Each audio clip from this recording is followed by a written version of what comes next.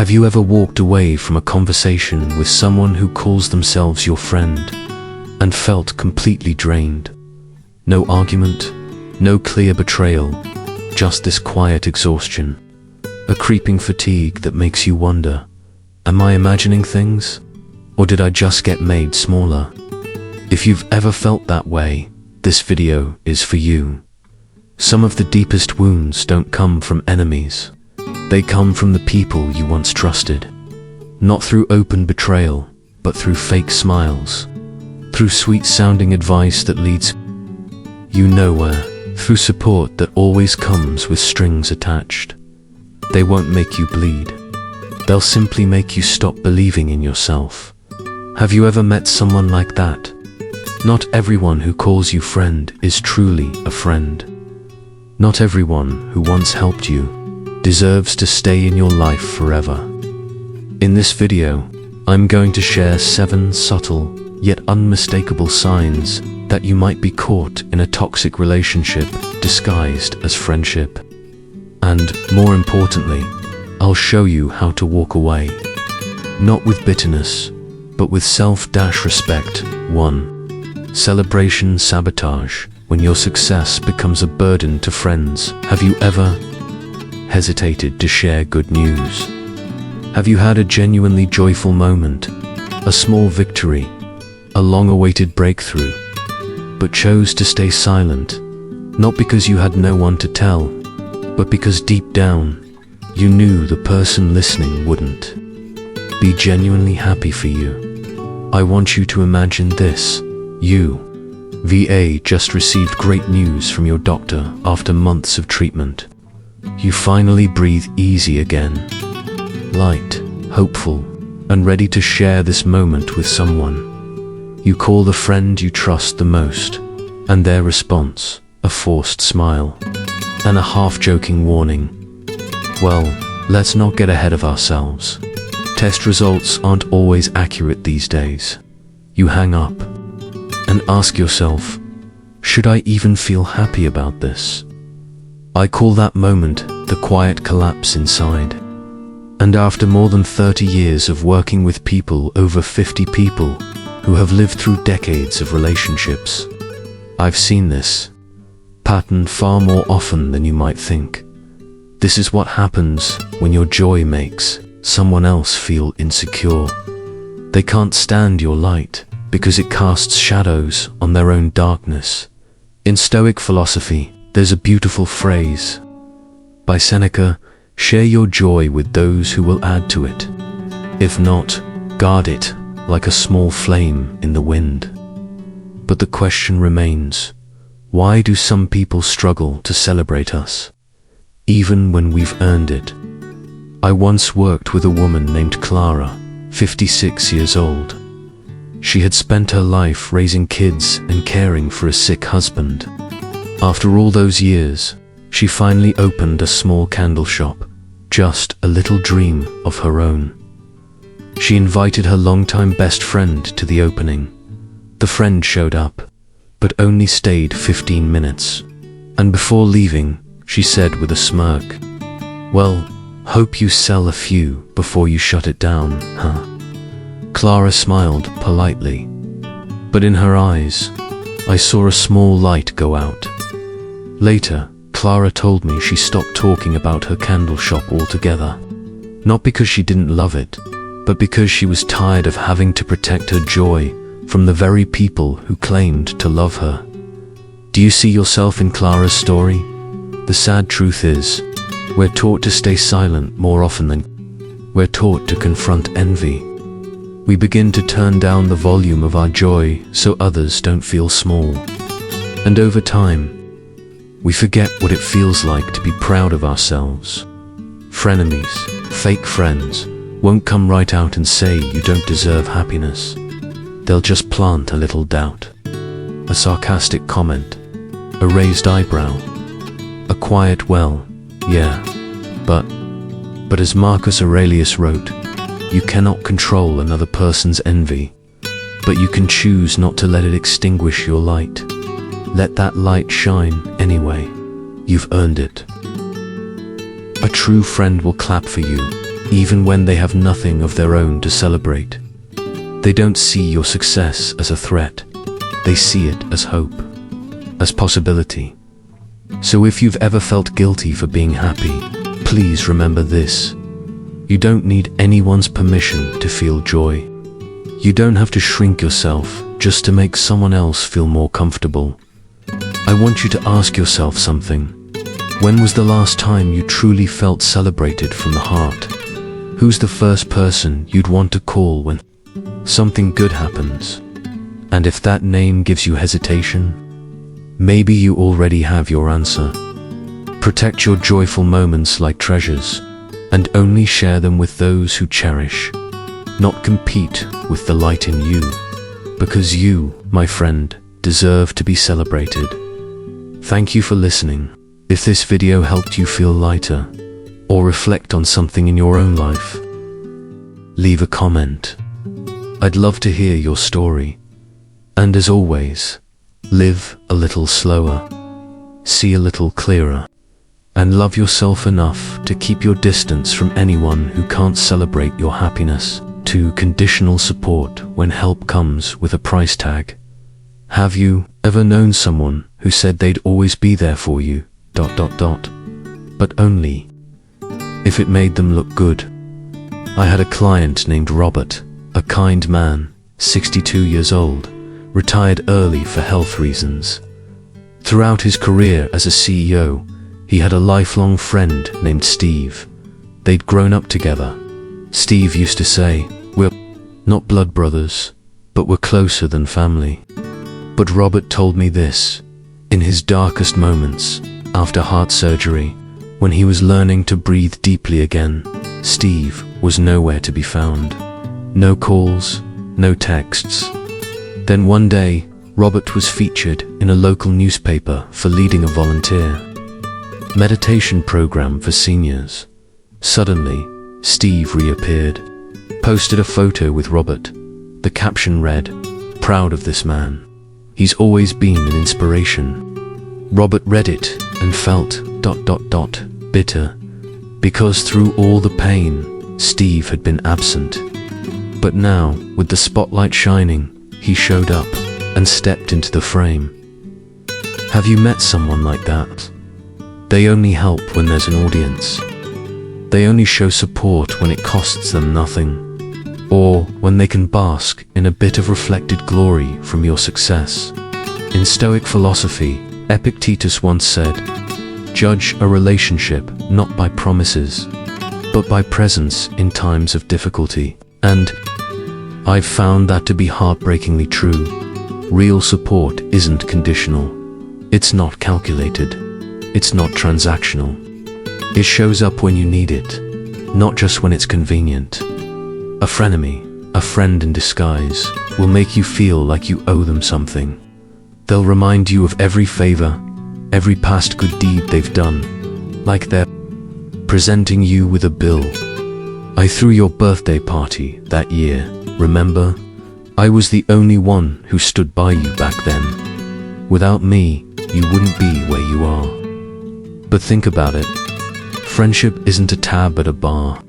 You don't owe someone lifelong loyalty just because they helped you once. You don't have to repay kindness with absolute obedience.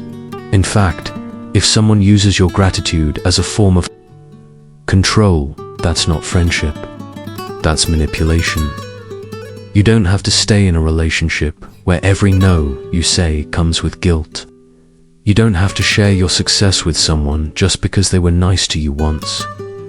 I know it's hard to accept, especially when that person is someone you've known forever, a childhood friend, a cousin, someone who once did care. But as Marcus Aurelius wisely wrote, we should not cling to relationships out of habit. If they have begun to injure the soul, let that sink in. You are allowed to walk away. Not because you're cruel, but because you finally love yourself enough to stop owing people your peace. You deserve to be loved without having to earn it. You deserve friends who are by your side, not because they need you to succeed, but because they simply want you to be at peace.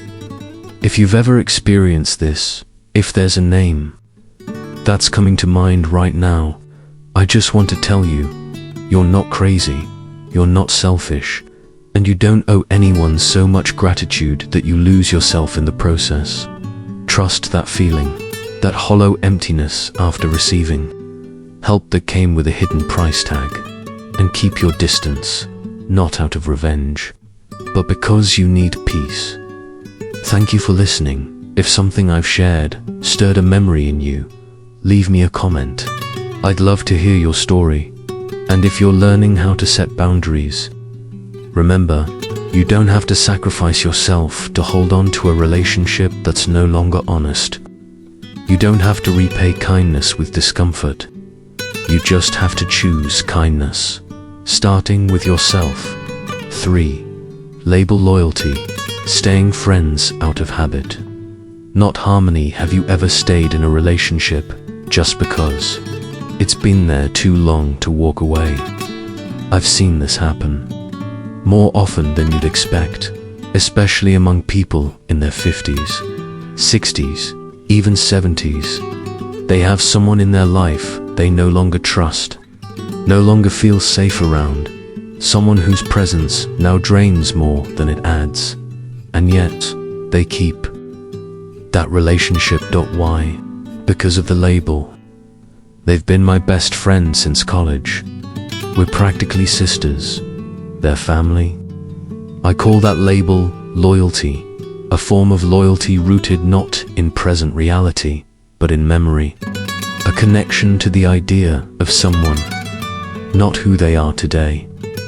I once counseled a woman named Marlene, 61 years old. She was kind, gentle, and deeply reflective. She told me about her old friend, Sandra, a woman who had once been like a sister. They'd raised children side by side, shared holidays, confided in each other. But over time, Sandra became the kind of friend who only called when she needed something. Every conversation was about her, and whenever Marlene tried to open up, about caring for her ill husband, about the loneliness of retirement, Sandra would quickly change the subject, or say things like, yeah, we're all tired. Anyway, guess who just called me? Marlene would laugh politely, but after each call, she felt more drained than supported. When I asked her, why do you still stay in touch? She gave the same answer I've heard for years. We've been friends for over 40 years. I mean, how could I just walk away? And I get it. I really do. We were raised to believe that old friends are gold, that walking away is betrayal, that letting go is somehow cruel, but Stoic philosophy tells a different story. Epictetus once wrote, if someone behaves poorly, the length of time you've known them does not make them better. It only makes the pain last longer. A label is not a guarantee. Someone who was once your best friend may no longer be aligned with the person you are today. And here's what I want you to remember. Just because a relationship was beautiful doesn't mean it's still healthy. It may be a once beautiful painting, but now faded, cracked, and no longer reflecting anything good. And yes, ending a long-term friendship can sometimes hurt more than ending a romantic one, because it touches memory. It forces us to ask hard questions. Did I change? Did they? Or maybe both? Was it me who changed? Or did they change? Or was it both of us? The answer, more often than not, is both. People grow. But not everyone grows in the direction of lifting each other up. You don't have to keep someone in your life just because of the past. You don't have to be endlessly patient with someone's indifference just because they were once kind. In 1987, you don't have to keep enduring just to prove that you're not the one who gave up. If today you find yourself sitting in doubt if there's someone who leaves you feeling more tired than peaceful after every meeting, I invite you to ask this question. If this person came into my life today as someone entirely new, would I choose to keep them around? And if the answer is no, then maybe what you're holding on to isn't the friendship. Maybe it's just the memory. Let yourself change your boundaries when your heart changes. That's not betrayal. That's being honest with yourself. And to me, that is the foundation of any real relationship. Thank you for sitting with me today. If you've ever walked away from a long-term relationship for this very reason, I invite you to share so. Others know they're not alone. We don't need many labels for friendship. What we truly need is presence. Genuine presence when it matters most. 4. Celebration, Sabotage, Part 2. English translation. Do you remember the last time you felt truly proud of yourself? I'm not talking about something huge, not winning the lottery or being featured on the news. I mean those quiet victories. Like finally breaking a bad habit. Like hearing your doctor say your health numbers are back on track. Like looking in the mirror and seeing that your eyes are brighter after years of silently enduring what no one saw. And then you share that moment with someone you trust. You expect them to smile, to celebrate with you, to say, "That's amazing, I'm proud of you." But instead, you hear, "Hey, that's not such a big deal. You probably just got lucky. Don't get too cocky now." And you stand there as if someone just reached over and snuffed out the candle you worked so hard to light. This is what we call celebration, sabotage, the quiet theft of someone's joy, but I call it something else. Taking away a person's right to feel proud. I once had a client named Daniel, 59 years old. He had just finished treatment for prostate cancer. His body was tired, but his spirit was glowing. He told me, "All I really want is for someone to say, 'I'm proud of you, Daniel.'" So he called an old friend, someone who once promised to be there through every hard season of life. And the reply he got, "Well, time to get back to work. You're healthy now. No excuses." Daniel went quiet. Later, he told me he never shared the news with anyone else after that. Not because he didn't feel strong, but because others didn't let him feel strong. Have you ever found yourself in that moment? You share good news, but you feel like you need to apologize for it, just in case someone gets jealous. You speak of your achievement, but you rush to add, "It was just luck, really."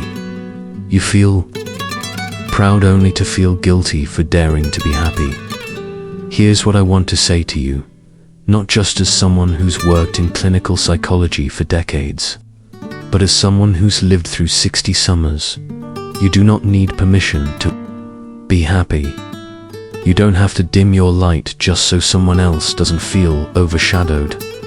Marcus Aurelius once said, "Don't let anyone steal your peace of mind, even if they do it with nothing more than a polite smile." If there is someone in your life, someone who never celebrates you, someone who always finds a way to minimize you, someone who makes you feel guilty for having a good day, that person is not going through something. That's someone who simply can't handle your light. And you know what? That is not your fault.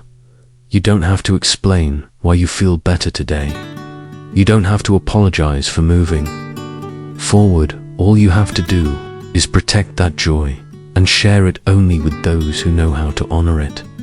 Sometimes, silence isn't a lack of confidence.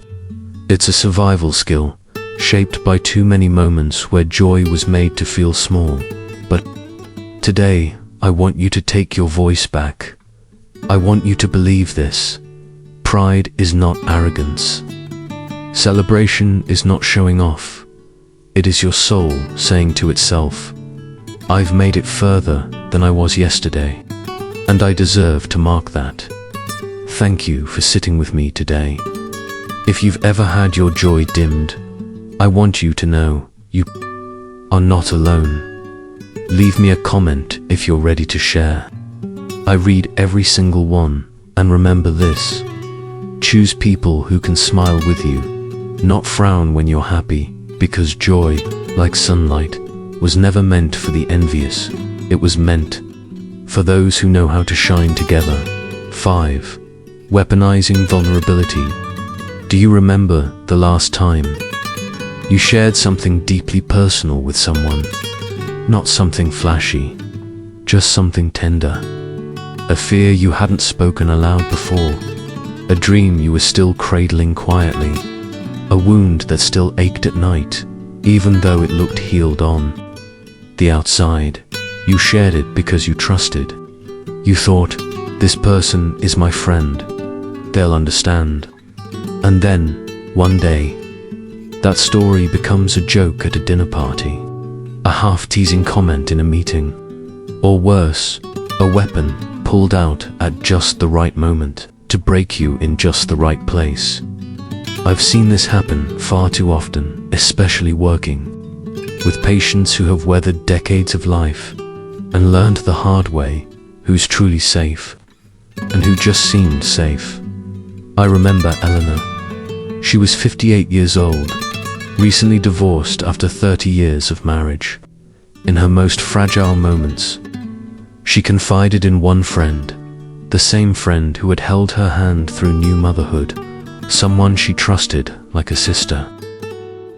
Eleanor told that friend something she had never told anyone else.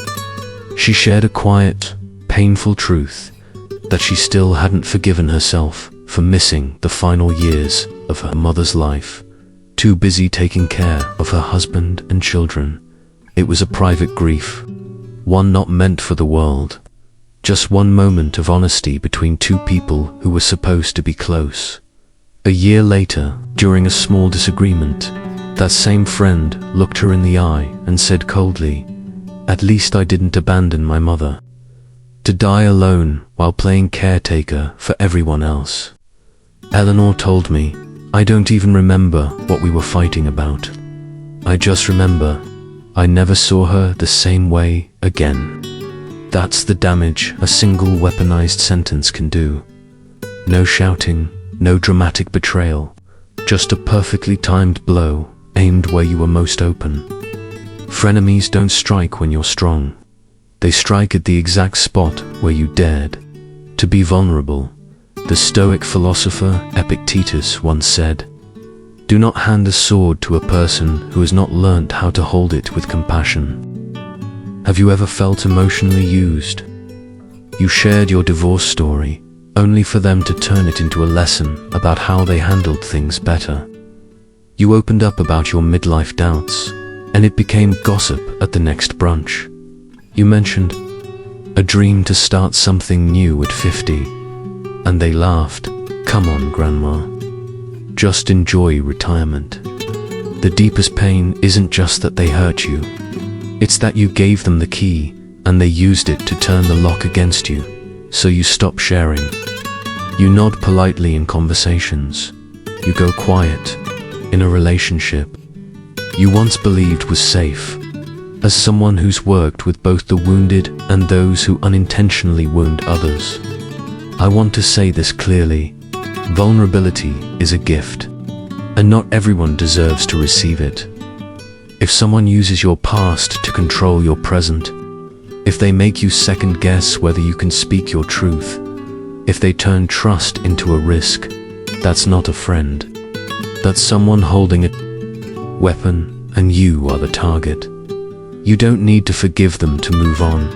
You just need to take back the key and say to yourself, "From now on, my heart only opens to those who know how to hold it with both hands." 6. Two-faced behavior. Smiles that cut. Have you ever felt this? Someone always smiles at you. They ask how you're doing. They pat your shoulder. They offer encouragement. But something about it just doesn't feel right. It's not obvious. You can't point to anything concrete, but deep down, you know they're not being real. I once called this a smile with a blade, because two-faced people, frenemies, don't hurt you with punches. They don't attack with obvious insults.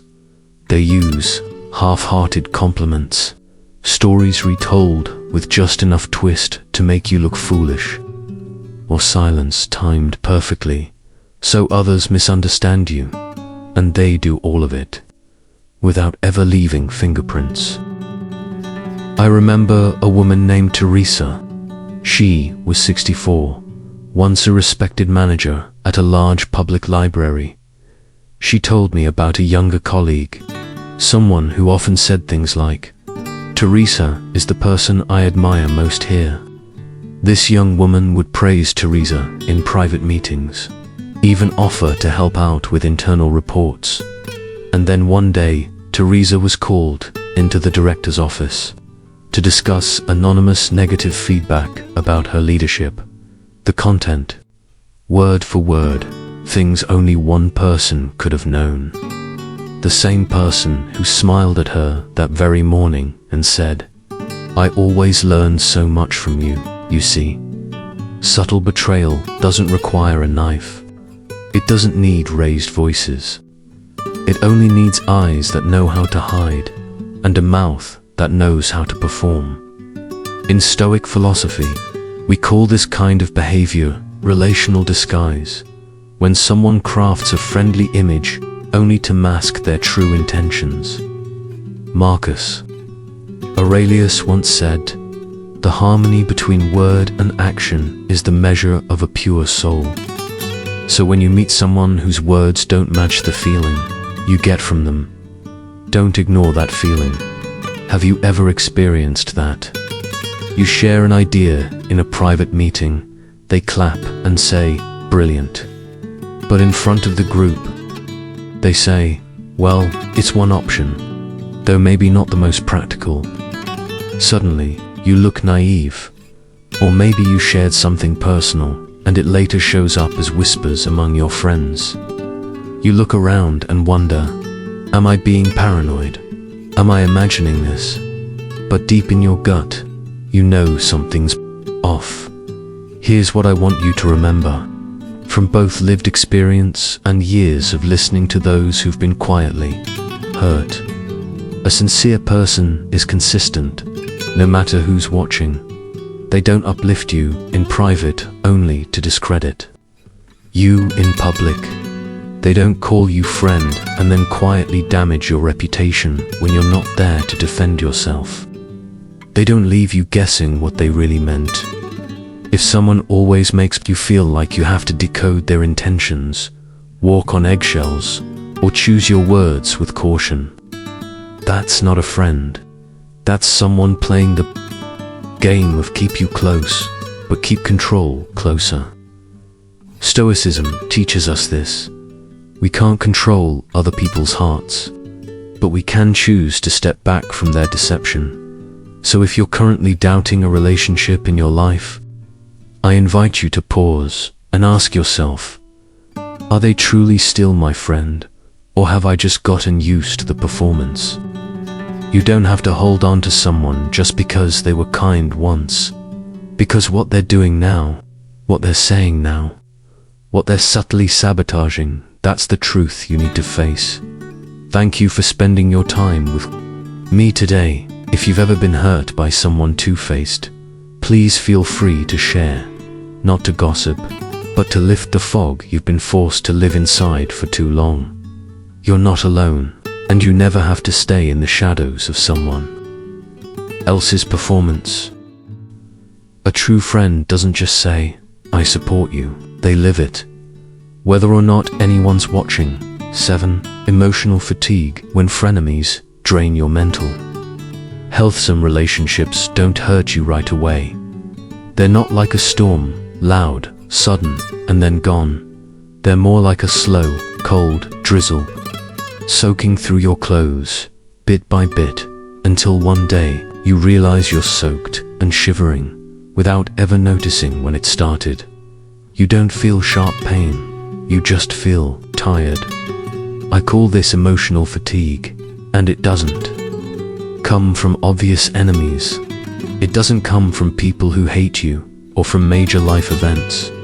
It comes from the people you once trusted, the people you called friends. I once worked with a man named Jeff, 60 years old. He didn't come in with any dramatic symptoms. No major depression, no clinical anxiety, just exhaustion. Jeff had a close-knit group of old friends. They met up often, texted weekly, even threw each other birthday parties. But after every meet, Jeff felt like something had been drained out of him. I don't know why, he told me. I smile, I nod, I join the conversation, but when I get home, I collapse. I don't want to talk. I don't want to see anyone. It's like I've just run a marathon. I asked him, do they ever make you feel small? Jeff was quiet. Then he said, not directly, but somehow I'm always the least accomplished guy at the table. They joke about my past mistakes, just teasing, they say, or act like I never quite understand things the way they do. That is what frenemies do. They don't punch you. They slowly drain you with a joke that makes you feel stupid, with a glance that makes you doubt your choices, with an energy that tells you you need to try harder just to be accepted. And here's what most people don't realize. Your body doesn't know the difference between physical wounds and emotional ones. It records them all as chronic stress. Medical research has shown that toxic relationships can raise your blood pressure, disrupt your sleep, disturb digestion, and even contribute to memory decline over time. In Stoic philosophy, the concern wasn't just behavior, but the long-term effects of emotion on the soul and body. Marcus Aurelius wrote, "A troubled mind is the root of a troubled body." Guard your inner world, because from it, everything else flows. Have you ever felt like Jeff? You still smile, you're still polite, but deep down, you're counting the minutes until you can leave. You go home and crave silence. You tell yourself, maybe I'm just tired of people, or maybe I'm getting grumpy. But the truth, you're not tired because you're weak. You're tired because you've kept up a false friendship for too long. I want you to remember this. That heaviness you feel after spending time with someone, it's not normal. The right people leave you lighter. The false ones add weight every time you walk away. You have the right to choose again. You have the right to protect your mind, just as you would your home in a storm. Not with anger, but with silence, distance, and clarity. If you've ever felt tired after being with someone close, I hope you give yourself permission to rest, and if needed, to walk away. You don't need to apologize for wanting peace. You just need to be honest with yourself. Thank you for listening today. If you've ever experienced this kind of fatigue, leave a comment. I will read it. And I want you to know this. You are not alone. We, as adults, still have the power to choose again. And after everything life has thrown at us, we deserve softness. If you saw yourself in any part of today's video, know this. You are not being overly sensitive. You are not weak. You are becoming awake. Awake enough to see who drains you, who wears the mask of friendship, and who quietly wounds you in the name of care. I'm not here to tell you to cut everyone off. I'm here to remind you, peace is a right you get to choose. And sometimes, that right begins with a single word, no. Thank you for being here with me. If something in this video touched you, share it. Because sometimes, just one story is enough to give someone the courage to walk away from the connection that made them small.